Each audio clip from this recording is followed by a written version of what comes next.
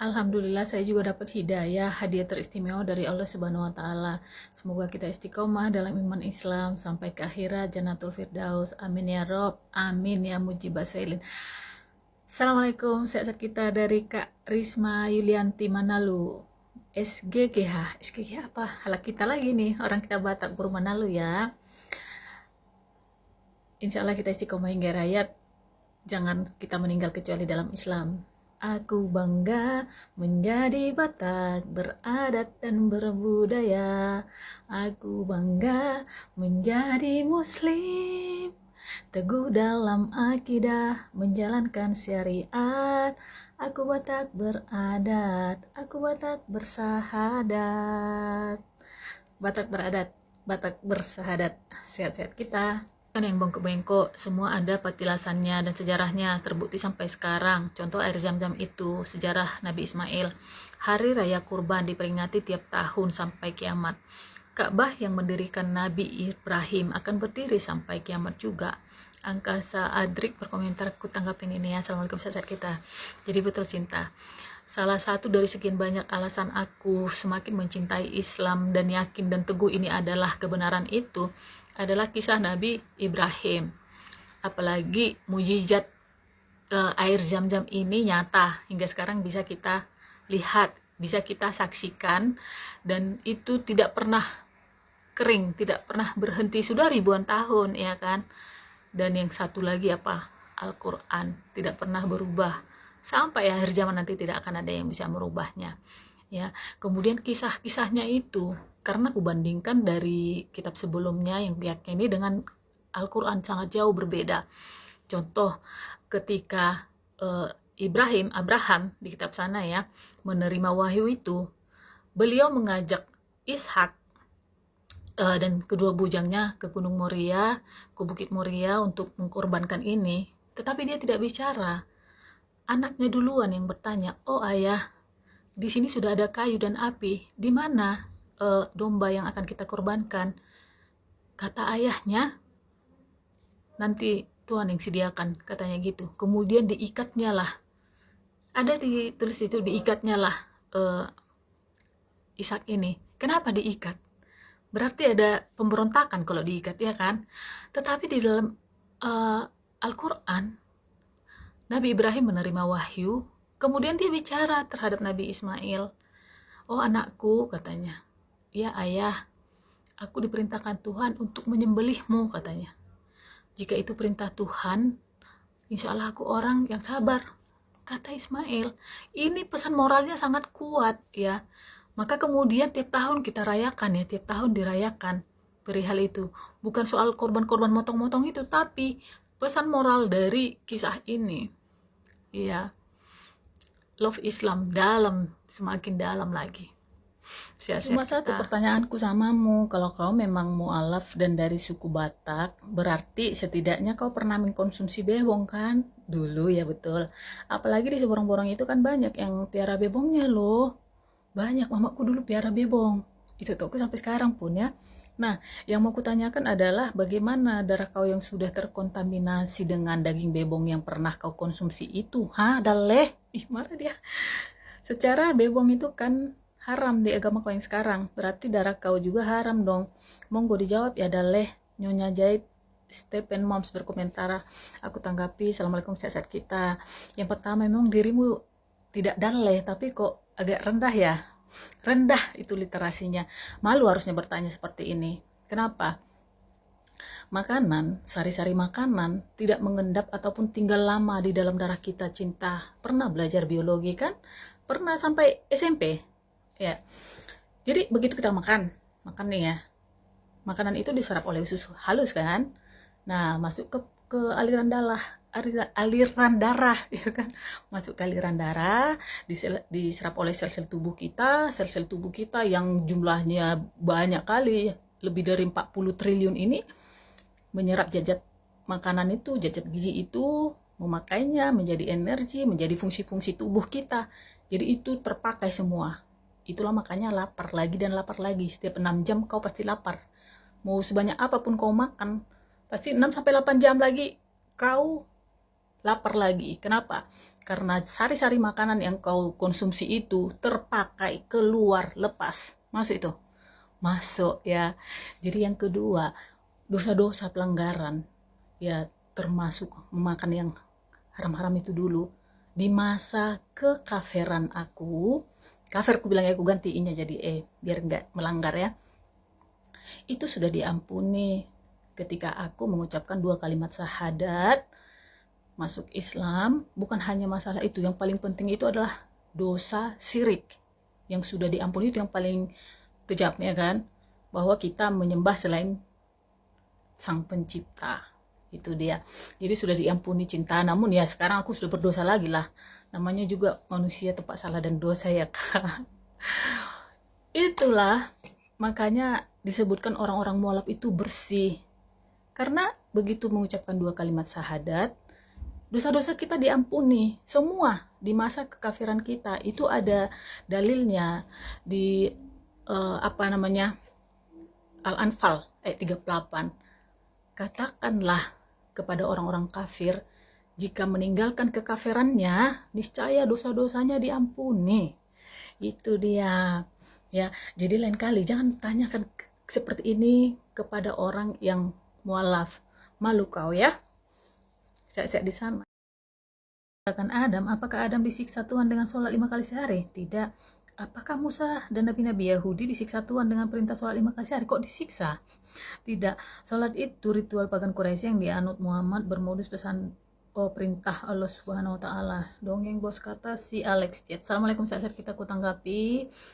Kok agak lain kau? Orang yang sholat kok paling tersiksa? Kok bisa kau tuduhkan bahwa sholat itu siksaan? Sholat itu ibadah ya. Justru itu suatu hadiah yang bisa membebaskan kita dari siksa malah dunia akhirat. Kalau ibadahmu kau anggap siksaan, aku bisa terima, masuk akal. Karena seminggu sekali aja pun ngelak-ngelak ya kau. Enggak ya, kau tiap minggu datang ya kan Alex? Apalagi perintah untuk ibadah ke gereja setiap minggu itu tidak ada tertulis di kitabmu. Itu perintah dari siapa? Itulah kebiasaan menjalankan sesuatu yang tidak diperintahkan, tapi yang diperintahkan diabaikan. Nah, tapi nggak apa-apa, lanjutkan saja. Mana tahu dapat hadiah kipas angin. Misalnya nanti kau bawa ke neraka, kipas-kipas, biar nggak panas sekali ya. Cinta. Jadi kita manusia ini Tritunggal dia. Kita manusia yang Tritunggal, bukan Tuhan. Kalau Tuhan Tritunggal itu lemah kali coy. Kita terdiri dari tubuh, jiwa, dan roh, ya kan? Tubuh kita aja perlu makan supaya tenang, supaya tentram, supaya bertumbuh. Demikian juga jiwa kita. Perlu asupan. Dengan apa? Dengan ibadah. Dengan sholat untuk kita umat Islam. Manfaatnya untukku. Tuhan tidak butuh sholat aku. Dan kita dikasih kebebasan untuk ambil apa tidak nih hadiah. Konsekuensinya untuk dirimu gitu. Kau nggak tahu sih gimana nikmatnya wudu, gimana nikmatnya sujud. Tuh, jadi kau enak-enak kau memfitnah. Kau pikir kami tersiksa? Tidak, cinta. Ya, kami nggak tersiksa dengan sholat itu. Justru kalau nggak sholat ada rasa bersalah. Ya, cinta. Dan aturannya, perintahnya jelas. Bahkan mulai dari Nabi Adam alaihissalam. Di ayat 123. Sholat itu petunjuk untuk kita ya, umat manusia. Jika tidak melaksanakan petunjuk yang dari Allah itu, perintah itu, sesatlah dia. Kepada Nabi Musa juga di ayat 14 diperintahkan untuk mendirikan sholat. Al-Quran itu sempurna, yang tidak sempurna itu aku. Bahkan orang-orang seperti kau ini Alex yang bilang dongeng-dongeng, sudah dicatatkan di sana, sudah diperingatkan bahwa akan ada orang-orang dirimu, kawan-kawanmu, gerombolanmu yang suka bilang dongeng-dongeng itu. Jadi kami sudah siap dengan serangan-serangan apapun. Jadi kami tidak tersiksa, cinta. Cobalah ya, jalankanlah yang diperintahkan, jangan yang tak diperintahkan kau lakukan. Masa itu? Masuk, siap-siap di sana. Jawabannya, tapi dari mana kalian tahu nama istri Adam itu Hawa? Mana dalilnya dalam Al-Quran? Mohon jawabannya, kata Jonian. Assalamualaikum, saat kita aku tanggapin ini. Keren kan? Memang jawabanku selalu keren ya. Ini lebih keren lagi. Ya, dengarkan. Kami umat Islam tahu bahwa istri Adam itu bernama Hawa, tidak dari Al-Quran, tapi dari hadis. Karena petunjuk ataupun sumber hukum Islam itu ada dua, Al-Quran dan hadis, ya, fikih.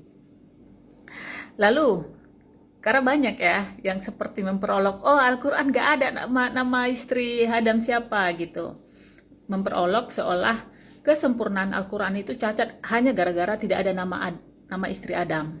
Tidak, cinta. Al-Quran itu bukan novel, bukan buku sejarah.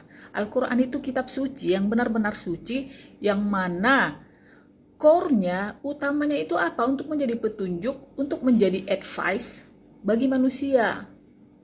Iya, dari kisah Adam, apa yang kita ketahui? Aku sebagai orang Islam ya, yang dulunya aku meyakini Bible, aku akhirnya meninggalkan Bible ini nggak benar.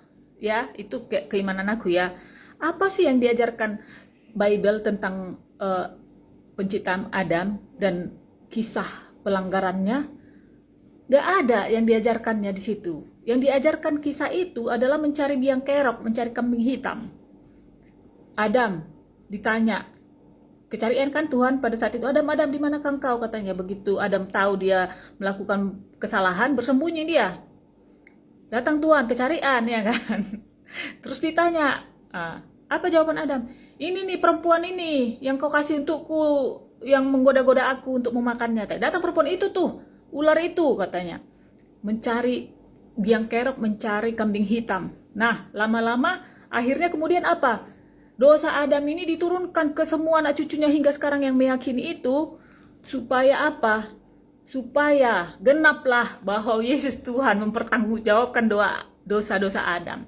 Itu yang diajarkan Bible. Tapi yang diajarkan Al-Quran kepadaku sebagai aku umat Islam dari kisah Adam, bahwa kita begitu kita tahu diri kita bersalah, apa yang harus kita lakukan?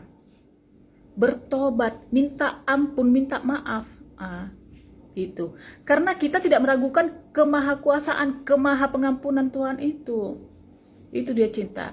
Jadi jelas tidak ada tertulis di dalam Al-Quran nama Hawa. Tapi kita umat Islam tahu karena ada sumber-sumber informasi yang lain selain Al-Quran. Al-Quran tetap sempurna. Masuk ya. Sehat-sehat di sana. Aku sepakat dengan komentar kakak. Aku juga mu'alaf dan sekarang lagi belajar tentang Islam. I love Islam. Yuliana. Alhamdulillah. Assalamualaikum, sehat-sehat kita. Insya Allah kita istiqomah ya dekku. Hingga hayat. Amin. Ya, senantiasa belajar, pelan-pelan aja, yang penting konsisten. Karena semakin kita mempelajari Islam, bisa dipastikan semakin cinta, sehingga kita tidak berbalik arah kembali ataupun mundur ke keyakinan yang lama.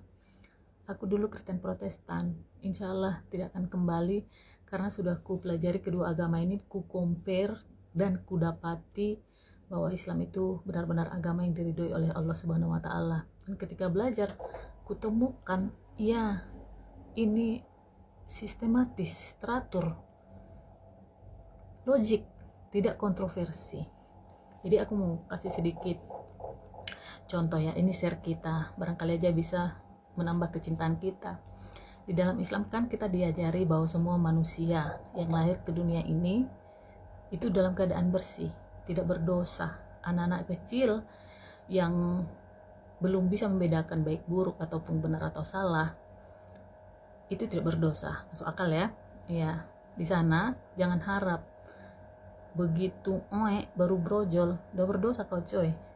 Kok bisa, kan belum ngapa-ngapain ya, nggak masuk akal lah, nggak masuk akal. Tapi harus, karena ada doktrin ataupun konsep dosa waris, dosa yang diturunkan Adam ke anak cucunya yang meyakini ajaran ini, yang sebenarnya ini kontroversi.